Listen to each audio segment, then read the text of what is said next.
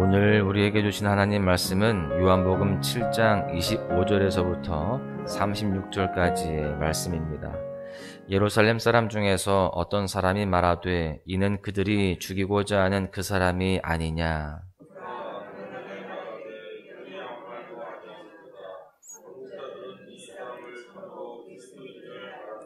그러나 우리는 이 사람이 어디서 왔는지 아노라. 그리스도께서 오실 때에는 어디서 오시는지 아는 자가 없으리라 하는지라.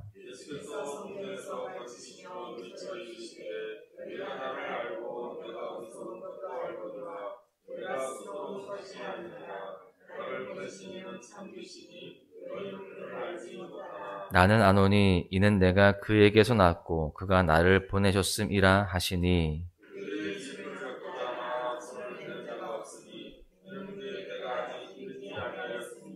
무리 중에 많은 사람이 예수를 믿고 말하되 그리스도께서 오실지라도 그 행하실 표적이 이 사람이 행한 것보다 더 많으리야 하니.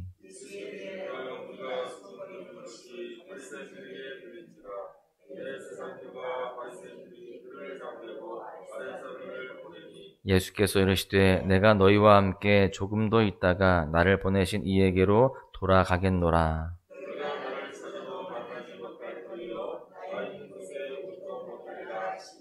이에 유대인들이 서로 묻되 이 사람이 어디로 가기에 우리가 그를 만나지 못하리요.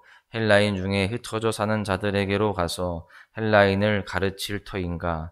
나를 찾아도 만나지 못할 터이요. 나 있는 곳에 오지도 못하리라 한 이 말이 무슨 말이냐 하니라. 아멘. 여러분 혹시 주변에 잘 알지 못하는 사람이지만 추측하고 지레짐작으로 그 사람을 평가한 적이 있으십니까? 아마 잘은 모르지만 그 사람의 외형 또 보이는 이미지를 보면서 이럴 것이다 라고 그렇게 판단한 적들이 있으실 겁니다. 몸이 좋은 사람을 보면 저 사람은 운동을 잘하겠구나 그렇게 생각을 하게 되어지고, 또 음악을 들으면서 걷는 사람들을 보면서 저 사람은 음악을 좋아하는 사람이구나 라고 생각을 합니다. 그런데 이러한 추측이 맞기도 하지만 꼭 맞지는 않습니다. 때때로 틀릴 때가 있다는 것이죠. 즉 그 사람과 직접 만나서 교제하고 이야기를 나누지 않고는 그 사람에 대해서 정확한 판단을 할 수 없는 것입니다. 그런데 오늘 본문을 보면 마치 우리가 잘 모르는 사람에 대해서 잘못 판단하는 것처럼 예수님에 대해서 직접 경험하지 않았음에도 잘못된 판단을 한 사람들이 등장을 합니다. 바로 그 당시 유대 종교 지도자들이자 바리새인들이었습니다. 오늘 말씀에 등장하는 이들을 통해서 교훈을 얻고 또한 그것을 우리가 삶에 어떻게 적용할 수 있는지 크게 두 가지로 살펴보도록 하겠습니다. 첫 번째로 예수님을 다 안다라고 하는 생각을 버려야 합니다. 오늘 본문의 분위기는 팽팽한 긴장감 속에 있어요. 초막절을 지키러 온 사람들의 시선이 한 사람에게 고정이 되어 있기 때문이죠. 바로 예수님이십니다. 38년 된 병자를 고치시고 또 5,000명을 먹이신 이적을 행하신 분이지만 그러한 상황 속에서 자신들의 기득권을 흔들어 놓는 그 예수님에 대해서 종교 지도자들은요 죽이려고 했던 것입니다. 당장이라도 예수님을 잡아 죽이려고 하는 분위기를 그렇게 엿볼 수 있는데 오늘 본문의 처음은 이렇게 시작이 됩니다. 25절에 보십시오. 예루살렘 사람 중에서 어떤 사람이 말하되 이는 그들이 죽이고자 하는 그 사람이 아니냐. 무리 중에 한 사람이 이렇게 외칩니다. 그렇게 죽이려고 했던 그 사람이 아닙니까? 이렇게 이야기해요. 이 외침을 통해서 우리가 무엇을 엿볼 수 있습니까? 예수님을 언제든 잡아서 죽이려고 그들은 지금 준비된 상태에 있다라고 하는 것을 알 수 있는 겁니다. 그런데 그들 중에 몇 사람이 의문을 제기하는 거예요. 예수님을 죽이려는 무리가 있는 반면에 예수님을 따르는 무리들도 있었기 때문에 그들의 생각 가운데 정말 예수님이 메시아가 아닐까 이런 의문이 생기는 겁니다. 예수님의 행적을 볼 때 또 그를 따르는 사람들을 볼 때 정말 이분이 남다르긴 하구나, 뭔가 좀 다른 게 있는데 정말 이분이 예수님은 아닐까, 이분이 정말 메시아는 아닐까 이런 생각을 했던 것이죠. 그런데 그런 생각을 더 할 수 없도록 선입견을 갖고 있는 것이 있었습니다. 본문 27절의 말씀을 보십시오. 그러나 우리는 이 사람이 어디서 왔는지 아노라. 그리스도께서 오실 때에는 어디서 오는지 아는 자가 없으리라 하는지라. 이들에게 있었던 선입견은 무엇이냐? 바로 그들의 나라를 구원해 줄 메시아는 신비스럽게 올 것이다 라고 하는 생각이었습니다. 그가 어디에서 태어났는지도 그의 출신도 모두 알 수 없는 그런 신비로운 인물로 올 것이다 라는 그러한 판단인데, 그렇기 때문에 이 메시아는요, 어느 날 갑자기 어디서 왔는지 알지 못하게 등장을 해야 했던 것입니다. 그런데 이들이 예수님에 대해서는 너무나 잘 알고 있는 거예요. 나사렛 예수님의 출신도 분명하게 알고 있습니다. 그리고 요셉과 마리아라고 하는 명확한 부모님의 이름도 알고 있습니다. 결국 그들이 믿고 있었던 것, 즉 메시아는 어디서 왔는지 알지 못한다라는 잘못된 선입견 속에 예수님을 바르게 보지 못하는 겁니다. 메시아는 분명히 신비스럽게 와야 되는데 지금 예수라는 사람은 출신도 알고 그의 부모도 아는데 신비스럽지가 않은 것이죠. 그래서 저 예수는 메시아가 아닐 거야 라고 그렇게 지레짐작을 하는 겁니다. 그런 생각을 갖자 그들은 예수님에 대해서 오해하고 더 이상 알아가려고 하지 않았습니다. 오늘 말씀에 보면 예수님을 표현할 때 반복적으로 쓰이는 단어가 있습니다. 25절에 보시면 예루살렘 사람 중에서 어떤 사람이 말하되 이는 그들이 죽이고자 하는 그 사람이 아니냐. 예수님을요, 그 사람이라고 표현해요.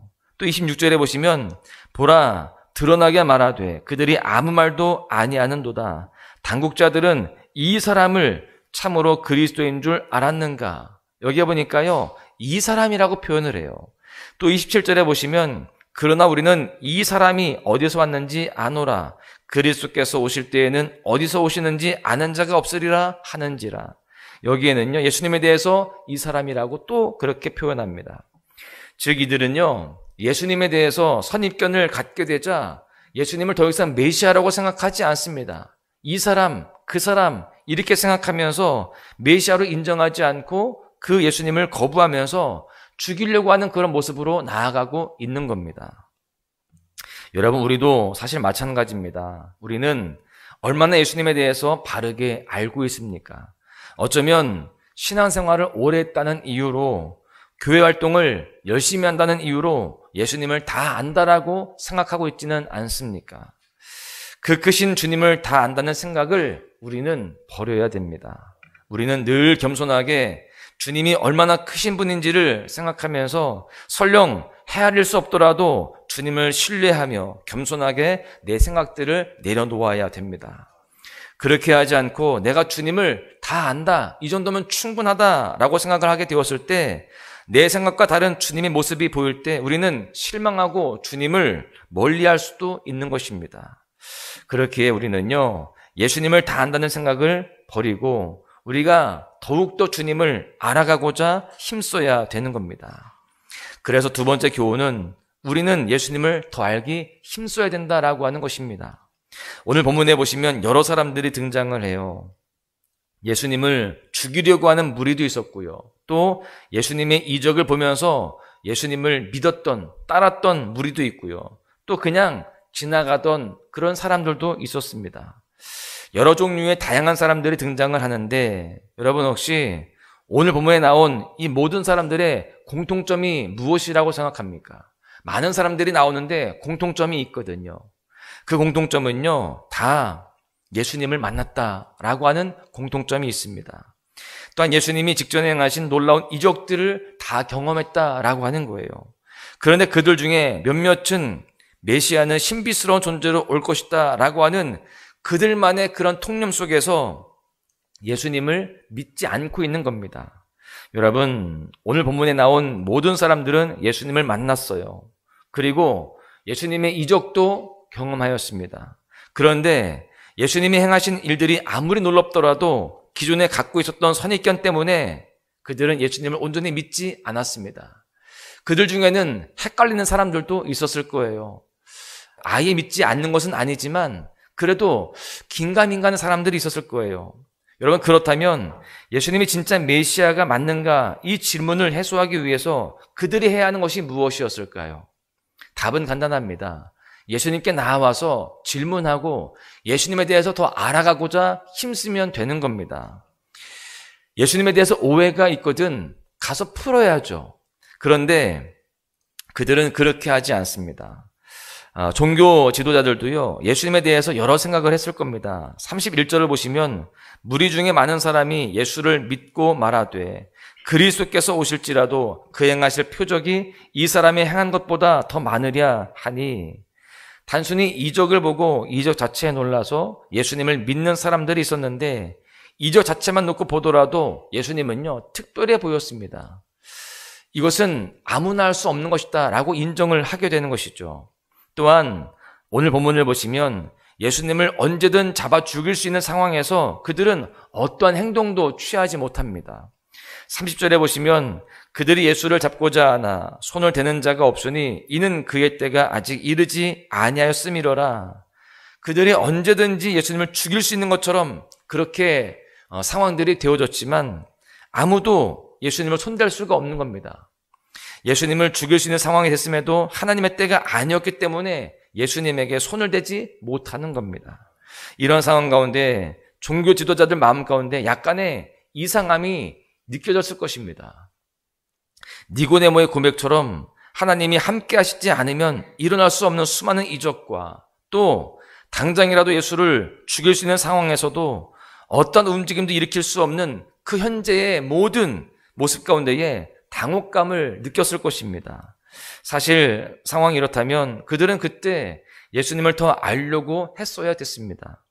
기존의 내 생각과 다르더라도 예수님이 메시아할 수 있다는 생각이 들 때 그들은 예수님을 더 알아가고자 힘써야 되었던 것이죠.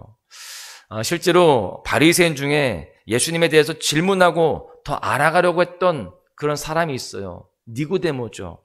이 니고데모는요, 그렇게 예수님을 알아가고자 할 때 예수님을 깊이 경험하고요, 그 후에 예수님의 장례를 돕게 되는 그러한 제자가 되게 되었습니다. 우리는 신앙생활을 오래 했다는 이유로 예수님에 대해서 잘 안다고 착각하면서 더 알려고 하지 않는 그런 모습들이 있다라고 한다면 우리는 다시금 더 알아가고 힘쓰는 모습으로 전환해야 할 줄로 믿습니다. 우리가 주님에 대해서 오해하는 것이 아니라 더 깊이 알려고 노력하는 가운데에 진정한 주님의 사랑과 진정한 주님의 은혜를 더 깊이 경험할 수 있기를 바랍니다. 우리가 이렇게 더욱더 알아가고자 말씀을 들으며 또한 소망의 묵상을 하며 더 기도할 때에 주님은 우리 마음 가운데 찾아오시고 주님에 대해서 더 깊이 알아갈 수 있는 그러한 지혜와 또한 은혜를 더하실 줄로 믿습니다. 말씀을 정리하겠는데요, 오늘 본문 속에는 여러 인물들이 등장을 해요. 예수님을 죽이려고 하는 무리가 있는가 하면 예수님의 이적을 보고 믿는 무리들도 있었습니다. 이들의 공통점은 다 예수님을 만났다라고 하는 것이죠. 그러나 그들은 자신들이 가진 선입견으로 인하여서 예수님에 대해서 알려고도 하지 않고 오해하며 자신의 생각에 갇혀 있었습니다. 그렇기에 구원자 되신 예수님을 더 깊이 경험하지 못했던 겁니다. 사랑하는 소망 가족 여러분, 우리도요, 예수님에 대해서 다 안다라고 생각하면서 예수님에 대해서 오해할 때가 있습니다. 그런데 예수님에 대한 잘못된 생각은요, 결정적인 순간에 예수님을 따르지 못하게 만듭니다. 그렇게 우리는 예수님을 더 알기 위해 더 힘쓰고 더 노력해야 됩니다. 그렇게 예수님을 더 알아갈 때에 우리를 향하신 그 크신 사랑과 그분의 위대하심을 더 알게 되어지고 더욱더 하나님을 신뢰하게 되는 겁니다. 때때로 내 생각과 다른 모습이 있다 할지라도 그래도 주님을 신뢰하며 믿음으로 살아가게 되는 것이죠. 바라기는요, 오늘 하루도 우리 모두가 그 주님을 더욱더 깊이 알아가게 되어지고 더 분명하게 주님을 따르며 주님만을 의지하는 가운데에 더 큰 은혜와 사랑을 경험하시는 복된 날 되시기를 주님의 이름으로 간절히 축원합니다. 화려하지 않아도 정결하게 사는 삶, 가진 것이 적어도 감사하며 사는 삶, 내게 주신 작은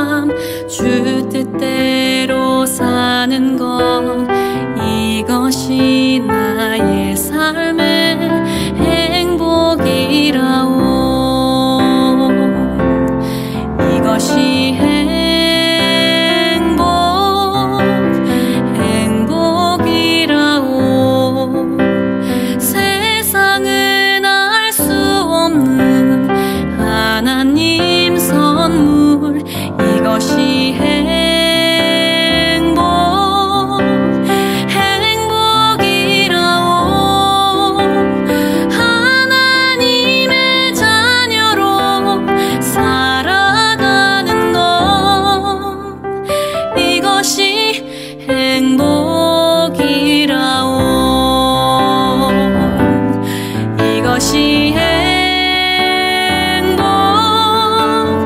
행복이라오. 세상은 알 수 없는 하나님 선물, 이것이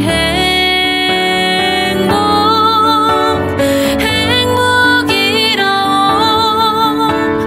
하나님의 자녀로 살아가는 건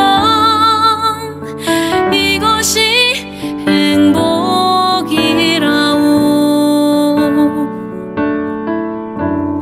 이것이